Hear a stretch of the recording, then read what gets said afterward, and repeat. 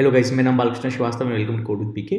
सो इस वीडियो में हम next set of question solve करेंगे IC computer science class 12 boards के लिए जो कॉम्पिटेंसी फोकस्ड प्रैक्टिस क्वेश्चंस होते हैं।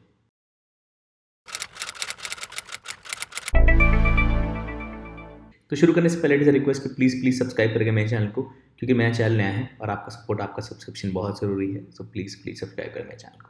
ओके तो पहले 20 क्वेश्चंस मैंने सॉल्व कर दिए हैं और उस वीडियो का लिंक आपको डिस्क्रिप्शन में मिल जाएगा।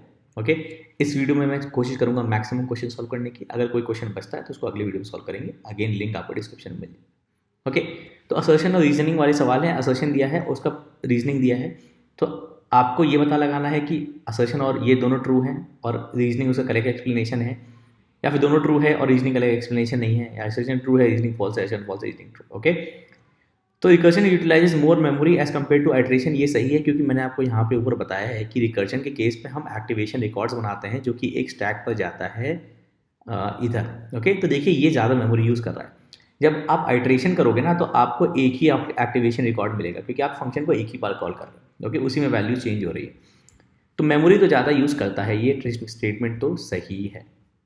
Okay and absence of base class leads to infinite recursion, ये भी सही है, लेकिन इसका करेक्ट एक्सप्लेनेशन नहीं है। तो दोनों सही हैं, लेकिन R is not the correct explanation for A. Okay तो अगला सवाल है Boolean algebra dual of Boolean expression is equal to 0। तो डुअल निकालने के लिए प्लस और डॉट को इंटरचेंज कर दीजिए, 1 और 0 को इंटरचेंज कर दीजिए, तो ये हो जाएगा ए। ये ए बनाने नहीं देता है फॉर सम रीज़न मुझे। ए डॉट बी, ओके ये पूरा पैरेंथेसिस में प्लस डॉट का प्लस हो गया प्लस 0, ये 0 है। ओके तो ये ए डॉट बी हुआ, इक्वल टू 0 नहीं तो गलत है। In Boolean algebra complement of N और ऑपरेशन, मतलब अगर ए प्लस बी का अगर आप कॉम्प्लीमेंट निकाल रहे हो, कॉम्प्लीमेंट ऑफ एन और operation equal to the and operation of complement of individual variables, मतलब A bar plus dot B bar का एंड, तो ये डी मॉर्गन्स लॉ है, ये सही है। तो assertion is false but reasoning is true. Okay अगले पे चलते हैं। Truth table of XOR gate shows the output is high only if the odd numbers of inputs are, ये सही है। जोर गेट परफॉर्म्स एडिशन मॉड्यूलो 2 दस प्रोड्यूसिंग आउटपुट, ये भी सही है। जोर का मतलब होता है एक्सक्लूसिव और गेट। तो अगर दो इनपुट्स हैं तो आउटपुट हाई तभी होगा, मतलब आउटपुट 1 तभी होगा कि दोनों में से एक ही इनपुट 1 हो। दोनों इनपुट 1 होंगे तो आउटपुट 0 हो जाएगा। ओके ऐसे ही जोर काम करता है। तो अगर थर्ड इनपुट आ गया तो 2 0 होना चाहिए, 1 1 होना चाहिए। ओके या फिर तीनों 1 होने चाहिए। ओके अगले पे चलते हैं। तो इस वाले सवाल में ये ट्रू है और ये भी ट्रू है, तो assertion is true and correct explanation भी है उसका। तो ये मैं एक सेपरेट वीडियो में बताऊंगा प्रोपोजिशनल लॉजिक में, क्योंकि इक्विवेलेंस, लॉजिकल इक्विवेलेंस का है ये। कंटिंजेंसी क्या होती है वो एक्सप्लेन करूंगा मैं, तो इसके लिए एक सेपरेट वीडियो लगेगा। इसका आंसर ए है। मैं ट्राई करूंगा वीडियो पोस्ट करूँ as soon as possible. Okay आगे चलते हैं। ये वाला सीधा सीधा है। तो काउंटर पॉजिटिव मतलब ये होता है कि अगर P इम्प्लाइज Q है, okay so if P then Q। Okay counter positive होता है if not Q then not P, मतलब इसका काउंटर पॉजिटिव हो गया Q bar implies P bar. Okay तो इसका काउंटर पॉजिटिव निकालने के लिए P बार को उस साइड करके बार कर दो तो P हो गया, Q को इस साइड करके बार कर दो Q बार हो गया, तो ये सही है। ओके असर्शन सही है।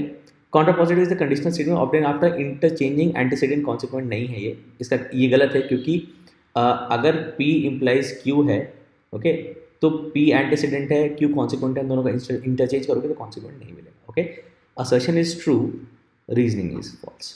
अगले पे चलते हैं। Study the given two class will identify the error if any in the given code. तो इस सवाल को अच्छे से पढ़ो। तो आप देख रहे हो कि क्लास व्हीकल सही से लिखा है, कर्ली ब्रेसेस वगैरह सही से दिए हैं, डेटा मेंबर्स सही से दिए हैं, प्रोटेक्टेड है डेटा मेंबर्स, दोनों टाइप्स सही से दिए हैं, कलर और सी का टाइप सेम है, कलर स्ट्रिंग है, सी स्ट्रिंग है, रजिस्ट्रेशन आर का टाइप सेम है, मेथड का सिग्नेचर सही लिखा है, कलर प्रिंट कर रहा है, कलर डिफाइंड है, रजिस्ट्रेशन प्रिंट और रजिस्ट्रेशन डिफाइंड है। फिर आते हैं इस क्लास में सेम दोनों प्राइवेट डेटा मेंबर्स हैं, ये 4 मेंबर्स ले रहा है, 2 सुपर क्लास के लिए, 2 अपने लिए। तो एरर ये हो गया कि सुपर क्लास का जो स्टेटमेंट है वो पहला स्टेटमेंट होना चाहिए कंस्ट्रक्टर में, तो ये एरर है। This should be call to super class constructor should always be the first statement in the sub class constructor. Okay अगर आप एक क्लास ऐसे डिफाइन करते हो ना, क्लास पर्सन, ओके इसमें से स्ट्रिंग नेम है, ओके आपने डिफाइन करिए class student, okay student, okay, इसके पास है स्ट्रिंग मेजर या सब्जेक्ट मान लो। ओके, अब मैं इस स्टूडेंट को बोलूँगा एक्सटेंस पर्सन। ओके, और मैं जनरेट करूँगा कंस्ट्रक्टर। ओके, मैं बोलूँगा source generates constructor from super class. तो देखिएगा अपने आप एक सुपर का स्टेटमेंट आ जाता है। ओके, ये सुपर का स्टेटमेंट का मतलब ये है कि ये जो सुपर क्लास कंस्ट्रक्टर को कॉल कर रहा है वो डिफ़ॉल्ट कंस्ट्रक्टर को कॉल कर रहा है, क्योंकि इसमें कोई आर्ग्यूमेंट्स नहीं है। और इस क्लास में हमने कोई कंस्ट्रक्टर नहीं दिया है, तो उसके पास बाय डिफ़ॉल्ट अपना एक डिफ़ॉल्ट कंस्ट्रक्टर होगा, जावा देता है। ओके, तो अगर मैं लेता हूँ ऐसे एक स्ट्रिंग एम और मैं सेट कर देता हूँ मेजर को एम। ओके, अब ये सुपर जो है फर्स्ट लाइन नहीं रही तो ये आपको एरर देगा, इवन दो ये डिफ़ॉल्ट कंस्ट्रक्टर को ही कॉल कर रहा है सुपर क्लास के, लेकिन ये एरर देगा it has to be the first line. Okay, आप इसको नहीं कॉल करोगे चलेगा, जावा अपने आप समझ जाएगा कि जो सुपर क्लास के बाद कोई कंस्ट्रक्टर नहीं है, call to super by default हो गया। तो आप ये वाला स्टेटमेंट करो या ना करो, बात एक ही है। ओके, लेकिन अगर आप कर रहे हो तो पहला स्टेटमेंट होना चाहिए।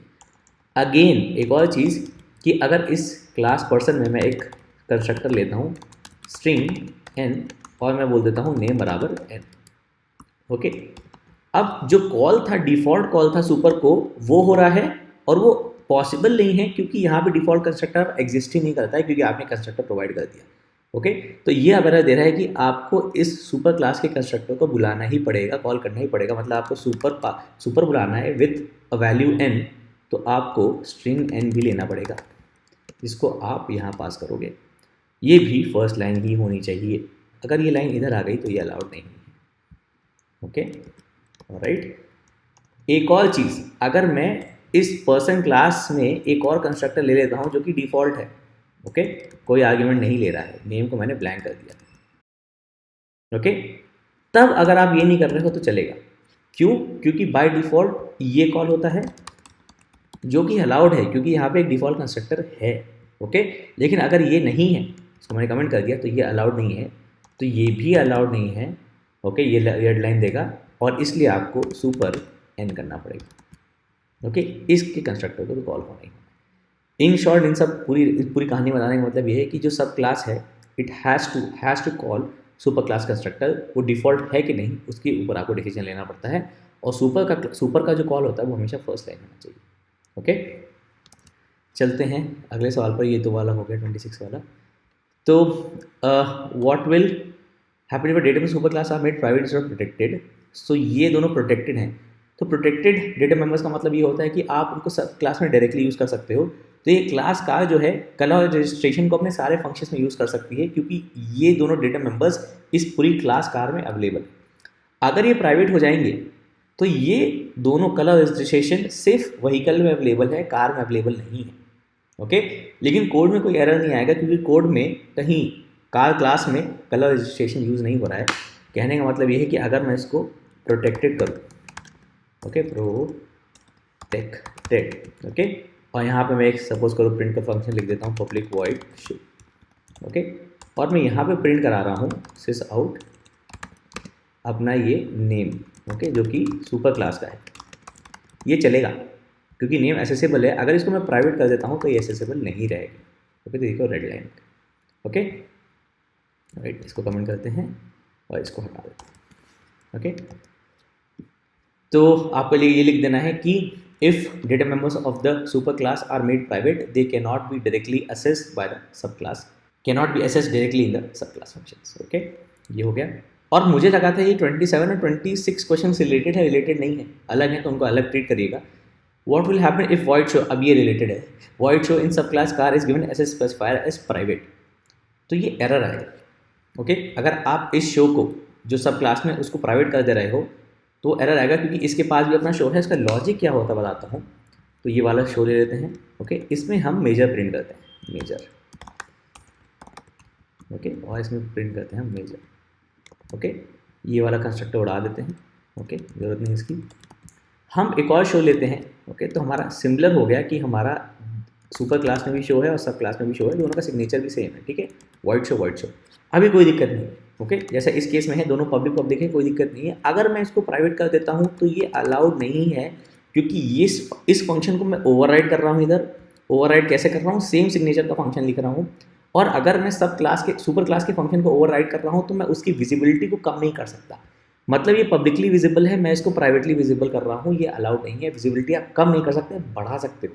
कहने का मतलब ये है कि अगर ये पब्लिक हो जाए और ये प्राइवेट रहे तो ठीक है, देखो एरर नहीं है, आपने विजिबिलिटी बढ़ा दी विच इज़ ओके, राइट। लेकिन आप विजिबिलिटी कम नहीं कर सकते, आप इसको प्राइवेट नहीं कर सकते, ओके, पब्लिक से। अगर आप सिग्नेचर सेम रख रहे हो, अगर आपने सिग्नेचर चेंज कर दिया तब देखिए ठीक है, प्राइवेट है, सिग्नेचर फंक्शन का नाम सेम है, लेकिन आपने सिग्नेचर थोड़ा अपने आर्ग्यूमेंट्स डिफरेंट कर दिए, सिग्नेचर चेंज कर दिया, तब ठीक है। ये येलो लाइन इसलिए दे रहा है क्योंकि ये बता रहा है कि ये प्राइवेट फंक्शन आप कहीं एक्सेस नहीं कर, ओके। लेकिन अगर सिग्नेचर सेम है, एग्जैक्टली सेम है, और आप पब्लिक से प्राइवेट कर रहे हो तो वो आप विजिबिलिटी घटा रहे हो, विजिबिलिटी घटाना अलाउड नहीं, ओके, ये ध्यान रखिए, ओके। तो मैं ट्राई कर रहा हूँ जितने भी कॉर्नर केसेस हो पाए बता पाऊँ, ताकि आपके एग्जाम के लिए प्रिपरेशन हो जाए, okay. All method declared in the interface are abstract. Where will be the body of these abstract methods be defined?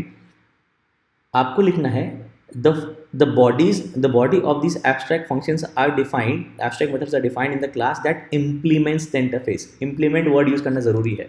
तो अगर अपना यही वाला इंटरफेस हम ले लेते हैं, पिछले क्वेश्चन वाला ये वाला, मैं बोलूँगा class temp, okay, implements a, okay. अगर ये क्लास इसको इम्प्लीमेंट कर रही है तो इसको ये फंक्शन डिफाइन करना ही पड़ेगा, तभी ये रेड मार्क दे रहा है, तो बोल रहा है ऐड एंड इम्प्लीमेंटेड मेथड्स। अगर मेरे को इस क्लास में इस फंक्शन को इम्प्लीमेंट नहीं करना है, मैं चाहता हूँ ये फंक्शन इस क्लास में एब्स्ट्रैक्ट ही रहे, तो ये क्लास को एब्स्ट्रैक्ट कर दो, ओके। तो अब क्या हो गया, अब आप एक इंटरफेस को इम्प्लीमेंट कर रहे हो लेकिन उसके एब्स्ट्रैक्ट फंक्शंस को इम्प्लीमेंट नहीं कर रहे हो, तो इसमें भी अभी एक एब्स्ट्रैक्ट फंक्शन वॉइड है, वॉइड एबीसी है, तो ये क्लास को एब्स्ट्रैक्ट करना पड़ेगा, ये अलाउड है। अब अगर आप एक और क्लास बनाते हो, क्लास टेम्प चाइल्ड, जो कि एक्सटेंड कर रही है टेम्प को, ओके, तो इसको, ये क्लास एब्स्ट्रैक्ट नहीं है, कॉन्क्रीट है। एब्स्ट्रैक्ट का उल्टा होता है कॉन्क्रीट। एब्स्ट्रैक्ट क्लासेस आप इंस्टेंशिएट नहीं कर सकते, मतलब उसका ऑब्जेक्ट बना सकते, कॉन्क्रीट क्लासेस का एक ऑब्जेक्ट बना सकते हो, ये भी करके बताता हूँ, ओके। तो ये देखिए, ये वाली क्लास एब्स्ट्रैक्ट नहीं है, तो इसमें आपको ये फंक्शन इंप्लीमेंट करना ही पड़ेगा, क्योंकि ये इस एब्स्ट्रैक्ट क्लास का पार्ट है। अगर आप चाहते हो ये भी एब्स्ट्रैक्ट रहे, कि आपका इस इनहेरिटेंस में भी एब्स्ट्रैक्ट रहे, तो इसको भी एब्स्ट्रैक्ट कर दो, तो ये चलता जाएगा जब तक आप इंप्लीमेंट नहीं करना चाहते फंक्शन, ओके। और बात रही इंस्टेंशिएट करने की, तो अगर मैं लिखता हूँ, ये टेम्प है ना, टेम्प को ऑब्जेक्ट बनाने की कोशिश करता हूँ, temp t1 equal to new temp, ये अलाउड ही नहीं है क्योंकि temp abstract, okay, can not instantiate type temp. Temp child हम बना सकते हैं, ओके, और हम ये भी कर सकते हैं, ओके, कि टेम्प एक टाइप है लेकिन हम बना रहे हैं उसका टेम्प चाइल्ड, ओके। अब ये थोड़ा ज़्यादा ऑब्जेक्ट ओरिएंटेड में जा रहा है, अगर आपको इसके लिए अलग से वीडियो चाहिए तो बता देना, ओके। एनीवेज, तो बेसिकली शॉर्ट में, अगर क्लास इंटरफेस को इम्प्लीमेंट कर रही है और इंटरफेस में एब्स्ट्रैक्ट फंक्शन है और क्लास एब्स्ट्रैक्ट नहीं है, तो आपको फंक्शन को डिफाइन करना पड़ेगा, उसकी बॉडी लिखनी पड़ेगी। एक और चीज़ कि आप इंटरफेस में सिर्फ एब्स्ट्रैक्ट फंक्शंस लिख सकते हो, नॉन एब्स्ट्रैक्ट फंक्शंस नहीं लिख सकते। मतलब अगर मैं बोलता हूँ वॉइड फू, ओके, मैं बोलूँगा सिस आउट फू, ये अलाउड नहीं है इंटरफेसेस में। इंटरफेसेस में आप सिर्फ एब्स्ट्रैक्ट कर सकते हो, तो अगर मैं एब्स्ट्रैक्ट कर देता हूँ और इस बॉडी को उड़ा देता हूँ तब ठीक है, ओके, ये अलाउड है। लेकिन आप अगर एक फंक्शन को इम्प्लीमेंट करना चाहते हो और एक और फंक्शन एब्स्ट्रैक्ट करना चाहते हो, तो इंटरफेस में नहीं हो पाएगा। इंटरफेस में सारे फंक्शन एब्स्ट्रैक्ट होना चाहिए। आप एब्स्ट्रैक्ट क्लास में एक फंक्शन इंप्लीमेंट कर सकते हो जो एब्स्ट्रैक्ट नहीं, समझ रहे हो। तो क्लास एब्स्ट्रैक्ट तब बनती है कि उसमें एक एब्स्ट्रैक्ट फंक्शन होता है, लेकिन आप उसमें कॉन्क्रीट, उसमें फंक्शंस पूरे जो एब्स्ट्रैक्ट नहीं वो भी ऐड कर सकते हो, वो अलाउड, ओके। ऑलराइट, अब हम चलते हैं आगे, बहुत ज़्यादा लगता है मैं घुस गया इस टॉपिक में, ओके। तो ये बेसिकली इसको हम बोलते हैं UML डायग्राम, ओके। और ये एरो और ये जो लाइन है, ये डब्बे हैं, इनका मतलब होता है, आपको इनका डब्बे का मतलब नहीं जानना है, आपको बेस्ट जो आपको सही लगे आपको लिख देना है, मतलब बहुत ही जनरल स्टेटमेंट था। बेसिकली दो इंटरफेसेस हैं और जो चाइल्ड क्लास है वो इंटरफेसेस को इम्प्लीमेंट कर रही है। आप ये चेक करना चाहते हैं कि आप दो इंटरफेसेस को इम्प्लीमेंट करने वाला कोड लिख पाते हो कि नहीं। तो बेसिकली आपके पास इंटरफेस है, इंटरफेस फादर, आपके पास है इंटरफेस मदर, ओके, मदर, भैया दो आ रहे, तो आपको क्या लिखना है आंसर में, क्लास चाइल्ड इम्प्लीमेंट्स, ओके। आप एक्सटेंड एक ही क्लास कर सकते हो लेकिन इम्प्लीमेंट मल्टीपल इंटरफेसेस कर सकते हो, और इसी से हम एक तरीके का मल्टीपल इनहेरिटेंस अचीव करते हैं जावा में। ये भी सवाल पूछ सकते हो, ओके, क्योंकि आप एक्सटेंड्स ए कॉमा बी नहीं कर सकते, आप इम्प्लीमेंट्स दो इंटरफेसेस कॉमा लगा के कर सकते हो, ओके। और ऑर्डर कोई भी रहे बात एक ही होती है, क्योंकि सारे फंक्शन इंप्लीमेंट दोनों करने होते हैं दोनों इंटरफेसेस के, ओके। तो ये आपको आंसर लिखना है, ओके, पूरा कर्ली ब्रेस लगा के। ये हो गया आपका सही लिखा है मैंने, चाइल्ड इम्प्लीमेंट्स फादर मदर, या okay. The given question which feature object oriented triangle is substring method. तो सबस्ट्रिंग मेथड बेसिकली यहाँ पे फंक्शन ओवरलोडिंग दिखा रहा है, तो फंक्शन ओवरलोडिंग बेसिकली पॉलीमॉर्फिज्म होता है जो उन्होंने लिख ही दिया है। तो ऑब्जेक्ट ओरिएंटेड प्रोग्रामिंग के सॉलिड चार प्रिंसिपल्स होते हैं जो मुझे 9th स्टैंडर्ड में पहले दिन पढ़ाया गया था, मुझे आज भी याद है, मुझे वो भी शक्ल याद है जो मैंने अपनी नोटबुक में लिखी थी ब्लैक पेन से गंदी से हैंड राइटिंग में। चार होते हैं, पॉलीमॉर्फिज्म, एब्स्ट्रैक्शन, एनकैप्सुलेशन और इनहेरिटेंस। याद रखना ये पॉलीमॉर्फिज्म, ओके। और पॉलीमॉर्फिज्म को आप ऐसे देखो कि एक चीज़ के कई फॉर्म हो सकते हैं, मतलब एक function with the same name with multiple arguments, okay, एक पॉलीमॉर्फिज्म का तरीका है, ओके। अब इस वाले सवाल में आपको fill the missing parts of the code, तो ये तो सीधा सीधा स्ट्रिंग हो गया, ओके, ये स्ट्रिंग लिखा है मैंने, ओके। अब इस वाले में ना, सेकंड वाले में ये मेरे हिसाब से कुछ नहीं भरो तब भी चलेगा, तो सेकंड वाला ब्लैंक ही हो जाए तब भी चलेगा। कहने का मतलब ये है कि अगर मैं लिखता हूँ स्ट्रिंग str हो गया, str हो गया 15.45, अबे ओके, स्ट्रिंग str हो गया 15.45 और मैं बोल रहा हूँ डबल डी है सम ब्लैंक एंड पैरेंथेसिस में double dot parts double str। तो आप ब्लैंक में कुछ भी नहीं लिखोगे तब भी चलेगा, तो देखो बढ़िया चल रहा है, कोई दिक्कत नहीं है। अगर मैं प्रिंट कराता हूँ डी तो आपको मिल जाएगा 15.45, D equal two plus D, okay. इसको हटा देते हैं, ये आपका एरर थ्रो करेगा, ओके, तो डी आएगा 15.45। तो आपको इस ब्लैंक में लिखने की कोई ज़रूरत नहीं है। आंसर की देखोगे ना, तो आंसर की में ये लिखा है डबल डी न्यू डबल और उसके अंदर ये डाल दिया है। ये मुझे इस बात का कोई लॉजिक नहीं लगा, ओके, क्योंकि एक तो पहली बात तो डेप्रिकेटेड है, देखो अलाउड ही नहीं, आप बोल रहे हैं कि ये यूज़ मत करो, ओके। ये बस इसको हम इसको कमेंट कर देते हैं ना, डी बेसिकली दोबारा डिक्लेयर हो रहा है इसके बारे में। तो एक तो आपका ये वाला हो गया कि स्ट्रिंग लिया पहले ब्लैंक में, दूसरे ब्लैंक में कुछ नहीं लिया, ओके। अब वो बोल रहे हैं ये बेसिकली आप एक रैपर क्लास का ऑब्जेक्ट बना रहे हो जिसमें आप एक वैल्यू पास कर रहे हो, this is the same as saying double D2 हो गया इक्वल टू न्यू डबल, और कोई भी डबल वैल्यू पास कर दो से 3.45, ओके। तो ये फिल इन द ब्लैंक भरने का तरीका है। I will not agree to this. ये पूरा भी सही नहीं, क्योंकि ये तो डबल जो है रैपर टाइप है, ये डबल जो है प्रिमिटिव है, तो ये डबल प्रिमिटिव है, उन्होंने रैपर टाइप दे दिया आंसर, ओके। अगर आप आंसर की देखोगे तो देखो ये डबल टाइप दे दिया ना, ये I don't agree with this, okay. बोले न्यू डबल, ओके, ब्लैंक भी छोड़ दोगे तब भी चलेगा, ओके, ऑलराइट। फिर आते हैं how many bytes of data pass in public, ये हो गया। तो ये बेसिकली इंट होता है 4 बाइट, डबल होता है 8 बाइट, कार होता है 2 बाइट्स। यही आपको याद रखना पड़ेगा, सारे डेटा टाइप्स का नंबर ऑफ बाइट्स याद कर लेना, कब ऐसा सवाल आ जाए तो 8 + 2 10 4 14, okay, 14 bytes, okay. Since a byte can represent 256 different numbers, white is in maximum value 127। इसका लॉजिक ये है कि जो बाइट है ना, ये रिप्रेजेंट करता है -128 से लेकर 127 तक, ओके। इसमें 256 डिफरेंट नंबर्स कैसे हुए, तो 1 से लेकर 127 तो 127 हो गए, फिर -1 से लेकर -127 तक एक और सेट ऑफ 127 नंबर्स हो गए, तो 127 + 127 254 नंबर्स बचे, दो उनमें से एक -128 हो गया और एक 0 हो गया, तो टोटल 256 डिफरेंट नंबर्स, ओके। अगर आप इसको चेक भी करना चाहते हो ना, तो आप देख लो बाइट B1 ले लो, इसको 127 रखोगे ठीक है, 128 करोगे गुस्सा आ जाएगा कि ये अलाउड ही नहीं है, आप 128 डाल ही नहीं सकते बाइट, ओके। और अगर आप इसको -128 कर रहे हो तब भी ये खुश है, ओके। अगर आप इसको -129 कर दोगे तो गुस्सा आ जाएगा कि नहीं अलाउड, ओके। और इसका क्या रीज़न है मैं बताता हूँ मैं एक सेकंड में, ओके। तो इसको -127 कर देते हैं, ओके। ये काहे लाल लाइन दे रहा भैया, अच्छा, ओके, इसको बेसिकली कमेंट कर देते हैं, वो एरर नहीं चाहिए भैया, ओके। ये वाला हो गया। Moving on to the next question, okay, the following statement will generate a compile time error. This can be rectified in 2 different ways, without losing the precision of price। मतलब आप चाहते हैं कि प्राइस का जो वैल्यू है 17.99 रहे, right these statements. अब यार ये वाले सवाल इन्होंने बड़े इंटरेस्टिंग कर दिए, मुझे तो बहुत अच्छे लगे, I was able to solve all of them और बिना किसी दिक्कत के। तो बेसिकली हो क्या रहा है, ये बता रहा है फ्लोट प्राइस इक्वल टू 17.99। हमको देखने में लगता है ये स्टेटमेंट सही है, लेकिन ये स्टेटमेंट एक्चुअली सही नहीं है, क्योंकि जो फ्लोटिंग पॉइंट वैल्यू कॉन्स्टेंट्स होते हैं, मतलब कोई भी वैल्यू, कोई भी नंबर इसमें डेसिमल लगा है, उसको फ्लोटिंग पॉइंट वैल्यू बोलते हैं। टेक्निकल नेम इसका फ्लोटिंग पॉइंट वैल्यू होता है। Okay, floating point value constants, okay ये कॉन्स्टेंट है ना, by default are double type.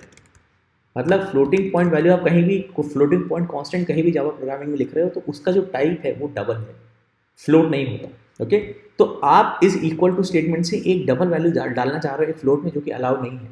Double का डब्बा बड़ा है, फ्लोट का डब्बा छोटा है, आप एक छोटा डब्बा बड़े डब्बे में नहीं डाल सकते। तो आप इसको फिक्स कैसे कर सकते हो, आप कंपाइलर को बता दो कि चलो यार ये फ्लोट है, एफ लगाकर। लोअर केस भी लगा सकते हो, अपर केस भी लगा सकते हो। ओके, ये एक तरीका हो गया आपका फिक्स करने का। ओके, एक ही तरीका हुआ, लोअर केस अपर केस दो अलग तरीके नहीं हुए, पूर्ण मत बनना। दूसरा तरीका हो गया, आप बोलो कि चलो ये 17.99 जो वैल्यू है उसका मुझे फ्लोट पार्ट दे दो। ओके, ये भी चलेगा।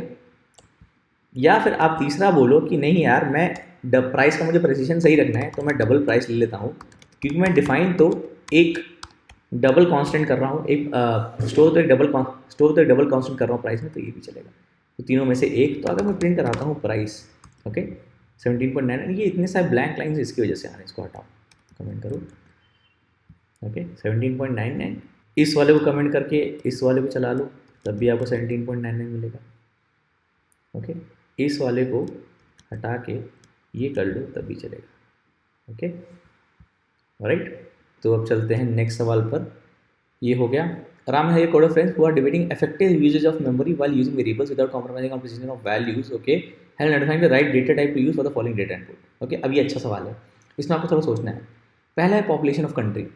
पहला चीज़ आपको डिफाइन करना है कि ये टाइप, न्यूमेरिकल टाइप क्या है, फ्लोटिंग पॉइंट एक इंटीजर है।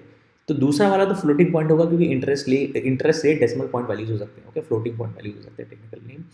पॉपुलेशन जो है डेसिमल में नहीं हो। ओके, मतलब आधा आदमी नहीं काटोगे ना आप, मतलब पूरा आदमी गिनोगे ना, आदमी एक है, दो है, तीन है, ढाई आदमी थोड़ी। ओके, तो पॉपुलेशन ऑफ अ कंट्री तो इंट टाइप होगा, लेकिन क्योंकि इसकी वैल्यू बहुत लार्ज हो सकती है तो ये होगा लॉन्ग, जो कि लार्ज इंटीजर स्टोर करता है, इसकी रेंज ज़्यादा होती है, अभी करके बताता हूँ मैं। तो पॉपुलेशन तो लॉन्ग हो गया। अगर आप इंट भी लिखोगे ना तो भी शायद गलत नहीं होगा, लेकिन दिस इज़ नॉट करेक्ट, क्योंकि इंट का रेंज बहुत कम होता है to count a population. Okay, तो मे बी आपको मार्क्स ना मिले। ओके, और बाइट और शॉर्ट तो पॉसिबल ही नहीं है, बेस्ट आंसर है long. Okay, interest rate in a bank account has to be a double type, क्योंकि सबसे ज़्यादा प्रेसिशन डबल का ही होता है, फ्लोट का उतना प्रेसिशन नहीं होता है।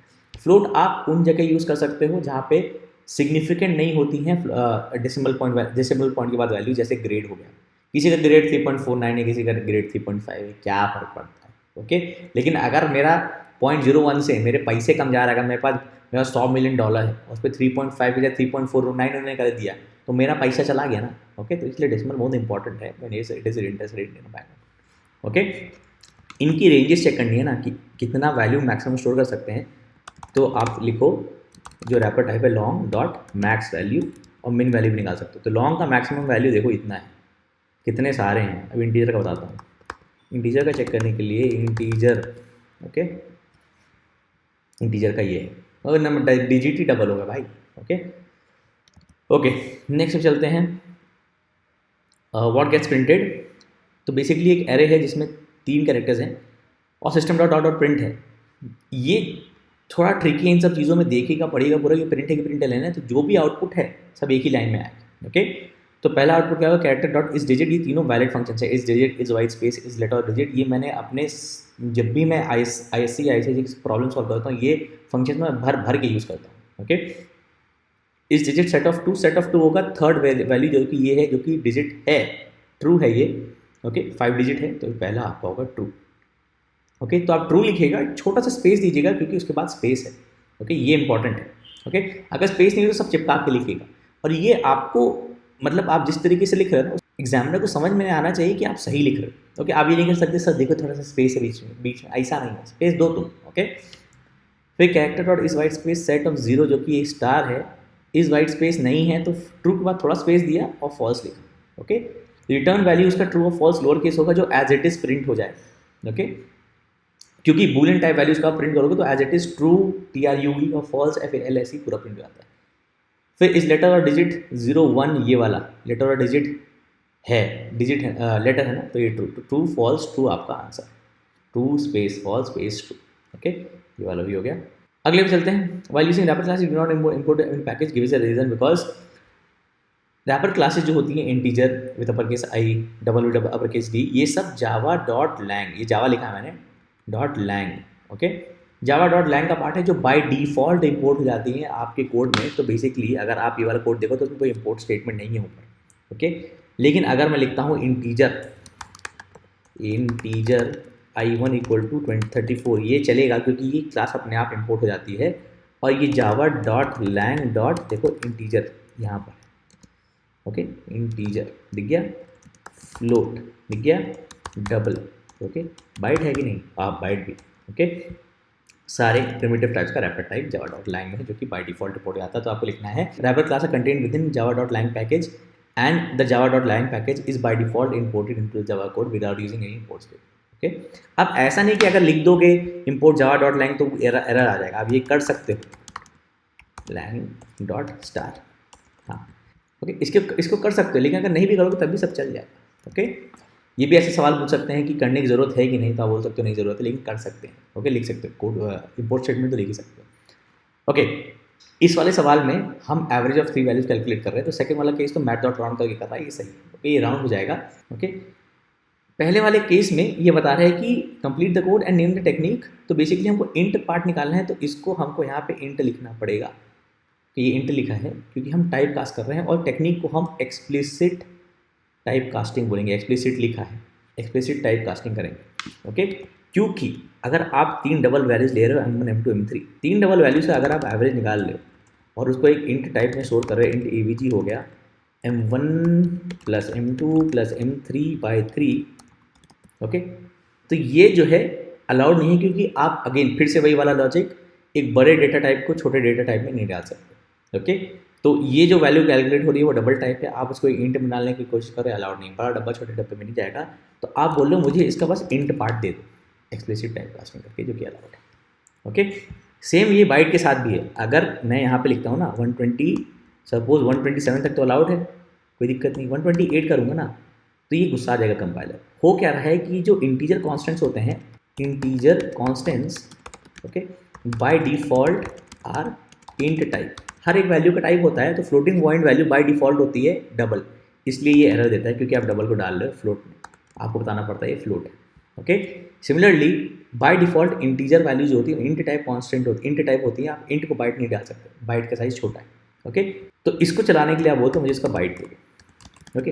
अब आप कितना भी डाल दो इसके अंदर, खुश है ये कि मुझे बाइट, मुझे पता है इसका बाइट निकाल के देना, कौन हो वैल्यू इसमें डाल दो, ओके। अगर डायरेक्टली करोगे तो ये नहीं चलेगा क्योंकि इंट टाइप वैल्यू है, आप इसमें नहीं डाल सकते, ओके। ऑलराइट, ये हो गया। आगे चलते हैं। Consider following code statement completed kind assuming the compile code successfully.